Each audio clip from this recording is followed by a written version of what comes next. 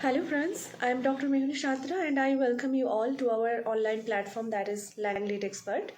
And this particular platform provides you the materials and video lectures for MPTET for those who aspire to be a teacher and serve the nation. आज हम discuss करेंगे सरोजिनी नायडू को लेकर उनकी biographical detail, उनकी political career, उनके literary achievements, इन चीज़ों को लेकर के हम कुछ बेसिक जो इन्फॉर्मेशन है वो जान लेंगे before reading her poem the broken wing. All right, तो सरोजिनी नायडू की बायोग्राफिकल डिटेल के बारे में अगर हम बात करें तो obviously she was born on 13 February 1879.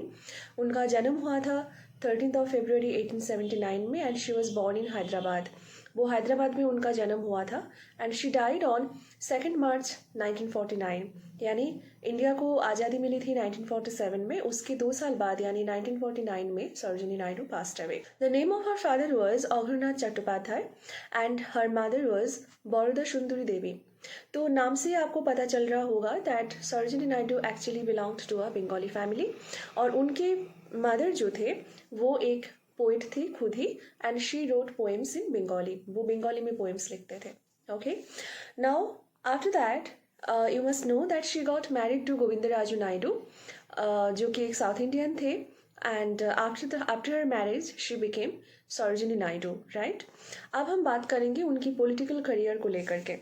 Sarojini Naidu को हम इस तरीके से डिफाइन कर सकते हैं that she was an Indian political activist eight the same time a feminist and a poet. तो वो एक पॉलिटिकल एक्टिविस्ट थे, पॉलिटिक्स में उनकी काफ़ी कंट्रीब्यूशन रहा है. At the same time she was a feminist, she talked about the rights of women and she was a poet too. वो एक पोइट भी हुआ करते थे ऑब्वियसली, इसलिए हम उनकी ब्रोकन विंग पढ़ रहे हैं. तो अब हम देखेंगे कि नेक्स्ट इम्पॉर्टेंट पॉइंट क्या है उनके बारे में. She was a proponent of civil rights movement and women emancipation and at the same time she tried to promote the non-imperialistic ideas. Civil rights movement क्या होते थे? Civilians, हम बोलते हैं ना civilians, एक देश के आम जनता की राइट्स अधिकारों को उनको अधिकार दिलाने के लिए कई लोगों ने मूवमेंट्स किए हैं. तो सरोजिनी नायडू भी उनमें से एक थे. ब्रिटिश ज़माने में सिविलियंस की राइट काफ़ी रेस्ट्रिक्टेड हुआ करते थे, तो उनको उनकी राइट्स दिलाने के लिए सरोजिनी नायडू का काफ़ी कंट्रीब्यूशन रहा है. And at the same time she was trying to promote the non imperialistic ideas. अब बात यह आती है कि इम्पेरियलिस्टिक क्या है और नॉन इम्पेरियलिस्टिक क्या है. इम्पेरियलिज्म कोलोनाइजेशन का एक फॉर्म होता है. कोलोनाइजेशन की मतलब आप खुले आंखों से देख सकते हो कि लोग आते हैं, दूसरों के लैंड इंक्रोच करते हैं और फोर्सफुली अपनी जो इडियोलॉजीज़ है, अपनी रूल्स रेगुलेशन है उसको इम्पोज करते हैं. इम्पेरियलिज्म एक काइंड ऑफ इंटेलेक्चुअल इंस्लेवमेंट होता है जहाँ पर आपको इंटेलेक्चुअली आपको डोमिनेट किए जाते हैं. हमारे अंदर ये कॉन्सेप्ट बन जाते हैं कि जो भी हमारे हैं वो सब इन्फीरियर है, जो भी उनके है वो सब सुपीरियर है. ठीक है, तो इन आइडियाज़ के खिलाफ वो एंटी इम्पेरियलिस्टिक आइडियाज़ यानी कह सकते हैं आप नेशनलिस्टिक आइडियाज़ जो है वो प्रमोट करना चाह रहे थे. ओके, और क्या है, और साथ में वीमेन एमेंसिपेशन क्या कहलाता है. आपको पता ही होगा कि वीमेन के जो मूवमेंट थे वो काफ़ी रेस्ट्रिक्टेड हुआ करते थे एक समय पे, चाहे वो नेशनल स्फीयर में क्यों ना हो, सोशल स्फीयर में क्यों ना हो, डोमेस्टिक स्फीयर में क्यों ना हो. तो वीमेन को फ्री करने के लिए, इन रेस्ट्रिक्शन से फ्री करने के लिए भी सरोजिनी नायडू काफ़ी कोशिश किए थे. She was the first Indian woman to be the president of Indian national Congress. तो वो पहले ही ऐसी भारतीय महिला थी जिनको आईएनसी के प्रेसिडेंट चुने गए थे. And at the same time she was the first Indian woman to be the governor of an Indian state that is United Province, जो कि आज के ज़माने में यूपी के नाम से जाना जाता है. तो वो ऐसी पहली भारतीय महिला थे जिनको एक इंडियन स्टेट के गवर्नर चुने गए थे. आज जो यूपी है उस स्टेट के गवर्नर चुने गए थे. ठीक है, okay. She also earned Kaisar i Hind medal, जो कि उन्होंने जालियनवाला बाग में जो मैसेकर हुआ उसके बाद प्रोटेस्ट के रूप में अपना वो मेडल वापस किए थे. ठीक है, ऑल राइट. नेक्स्ट उनकी जो उनसे रिलेटेड इम्पॉर्टेंट पॉइंट है वो ये है कि with Muthulakshmi Reddy she established the Women's Indian Association in 1917 and she also supported the universal suffrage in in England. तो मुथुलक्ष्मी रेड्डी के साथ मिलकर उन्होंने वीमेंस इंडियन एसोसिएशन उन्होंने शुरू किया, एक वीमेन सेंट्रिक एसोसिएशन है। और साथ में उस समय इंग्लैंड में जो यूनिवर्सल सफरेज चल रहे थे, यूनिवर्सल सफरेज मतलब सबको वोटिंग राइट मिलना, तो उन मूवमेंट को भी इन्होंने काफ़ी सपोर्ट किया था। ठीक है, okay. She also supported the Lucknow pact, जो कि इंडियन नेशनल कांग्रेस और मुस्लिम लीग के बीच हुए थे। और वहाँ पर ये बताया गया था कि this would be a joint Hindu Muslim demand for British political reform. तो ये पैक्ट को उन्होंने काफ़ी सपोर्ट किए थे। Alright, next, she also formed close ties with Gandhi, Gopal Krishna Gokhale, Rabindranath Tagore. तो उनके समय की जो भी जाने माने इंडियन पर्सनालिटीज थे, चाहे वो लिटरेरी क्यों ना हो और पॉलिटिकल स्फीयर में क्यों ना हो, सबके साथ उनके काफ़ी क्लोज एक बॉन्ड था। All right, she also joined Gandhi's non violent movement for of Satyagraha against the British after 1970, and she also went to London to propagate the non violent इडियोलॉजीज।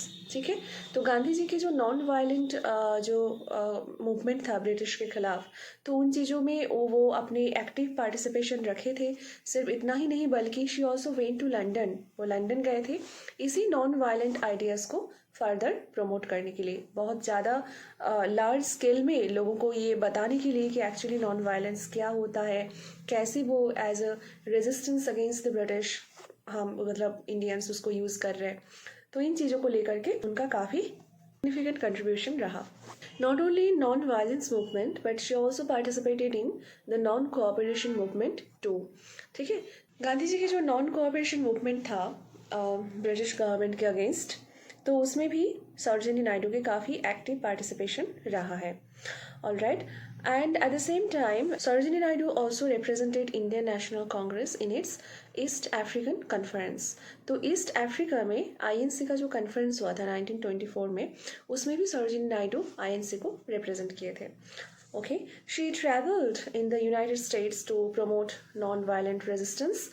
वो यूएस में जाकर भी नॉन वायलेंट जो आइडियाज़ है उसको promote करने की कोशिश किए थे।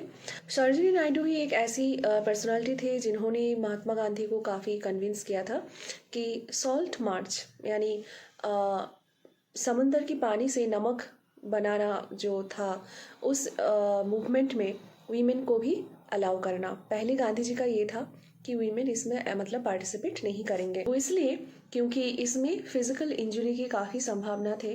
जाहिर सी बात है कि उस समय ब्रिटिश गवर्नमेंट जो है वो इस मूवमेंट को स्टॉप करने की कोशिश करेंगे जिसमें फिजिकल टॉर्चर के काफ़ी चांसेस थे। तो नेचुरली गांधी जी को वीमेन को इसमें नहीं शामिल करना था। सरोजिनी नायडू ने गांधी जी को कन्विंस किया कि वीमेन भी इसमें इक्वली पार्टिसिपेट करें। सॉल्ट मार्च में गांधी जी के अरेस्ट के बाद फिर इस कैंपेन का चार्ज दिया गया सरोजिनी नायडू को। जब गांधी आरविन पैक्ट चला 1931 में, तो सेकंड राउंड टेबल कॉन्फ्रेंस में भी सरोजिनी नायडू ने पार्टिसिपेट किया। Well, she was gelled by the British in 1932, 1932 में उनको हिरासत में लिया गया। And again she was gelled in 1942 for participating in quit India movement. Quit India movement यानी भारत छोड़ो जो मूवमेंट था, उसमें भी पार्टिसिपेट करने के लिए उनको फर्दर 1942 में उनको जेल भेजा गया।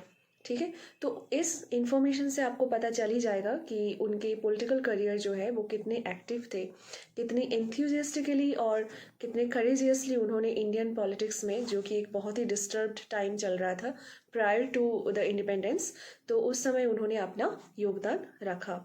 ठीक है, now we will talk about her literary career. Naidu का लिटरेरी करियर एक्चुअली में स्टार्ट हुआ था एट द एज ऑफ 12, मतलब 12 साल से वो लिखना शुरू किए थे। उनका फर्स्ट प्ले जिसका नाम है माहिर मुनीर, जो एक पर्सियन प्ले था, हैदराबाद के निज़ाम को काफ़ी इम्प्रेस किए थे और फिर उसके बाद उनको स्कॉलरशिप मिला था। ओके, उनकी जो पोइट्री थे दैट वाज मोस्टली लिरिकल, मतलब उनकी पोइट्री में एक चार्मिंग म्यूजिकल क्वालिटी आप सभी को सुनने को मिलेंगे, फील होगा। तो एक्चुअली में वो क्या है कि जैसे इंडिया में जो first generation of Anglo Indian writers होते थे, यानी जो राइटर्स पहले इंग्लिश में लिखना शुरू किए इंडिया में, उनके तरह ही सरोजिनी नायडू भी जो ब्रिटिश रोमांटिसिज्म है उनके द्वारा काफ़ी इन्फ्लुएंस्ड हुए थे, ठीक है। तो ब्रिटिश रोमांटिक पोइट्री के द्वारा ब्रिटिश रोमांटिक पोइट्री की जो ट्रेडिशन थे उन चीज़ों के द्वारा नायडू की भी जो राइटिंग है वो काफ़ी इन्फ्लुएंस्ड हुआ था। Okay, she was also called the Nightingale of India और भारत कोकिला बाय महात्मा गांधी। तो महात्मा गांधी उनको भारत कोकिला या फिर नाइटिंगेल ऑफ इंडिया बुलाते थे।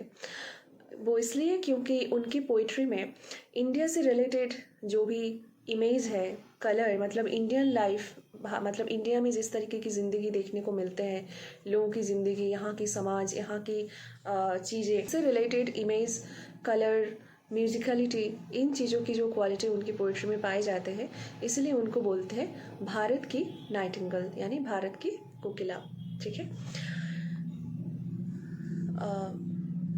She was also considered the Indian Yeats, ठीक है।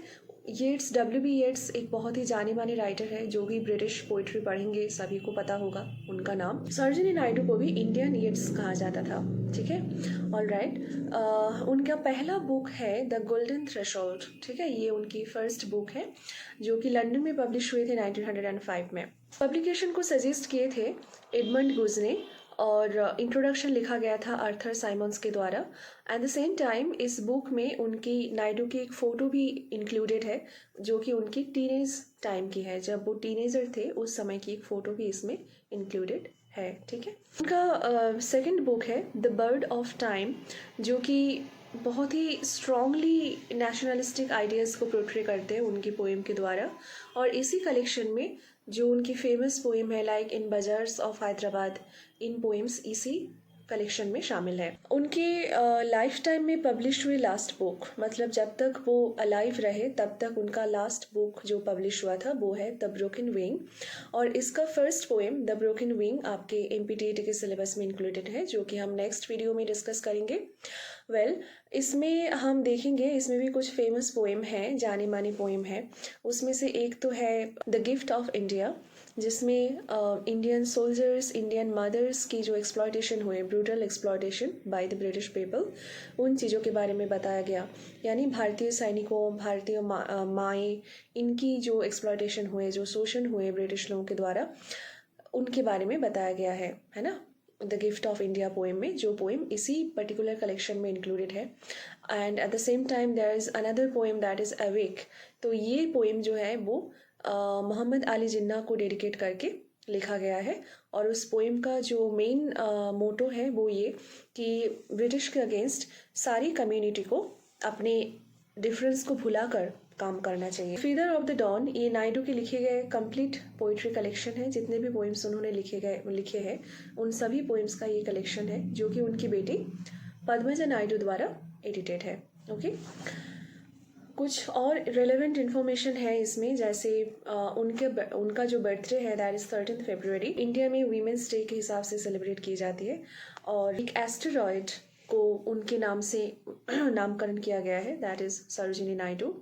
गांधी जी से नायडू इतने क्लोज थे कि उन्होंने कभी कभी गांधी जी को मिकी माउस और लिटिल ब्राउन मैन, इन चीज़ों से भी उन्होंने बुलाया, ठीक है।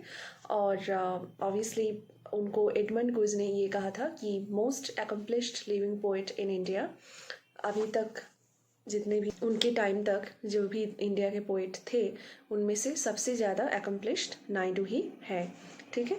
तो इन इन्फॉर्मेशन से आप पता कर सकते हैं कि नायडू के जो लिटरेरी टैलेंट थे, जो पोइटिक टैलेंट थे, कितना ज़्यादा था। पॉलिटिकल एक्टिविटी में शामिल होने के कारण उन्होंने लिखना स्टॉप कर दिया, उनकी फिर राइटिंग ज़्यादा नहीं हो पाई, लेकिन जितना भी उन्होंने लिखा वो बहुत ज़्यादा सिग्निफिकेंट है, बहुत ज़्यादा इंडियन सेंसिबिलिटी, इंडियन कल्चर को प्रमोट करने में, उन चीज़ों को पोर्ट्रे करने में उनकी राइटिंग जो है वो बहुत ज़्यादा सिग्निफिकेंट रोल प्ले करते हैं, ठीक है। आज के लिए इतना ही, मिलते हैं नेक्स्ट वीडियो में। Thank you for watching.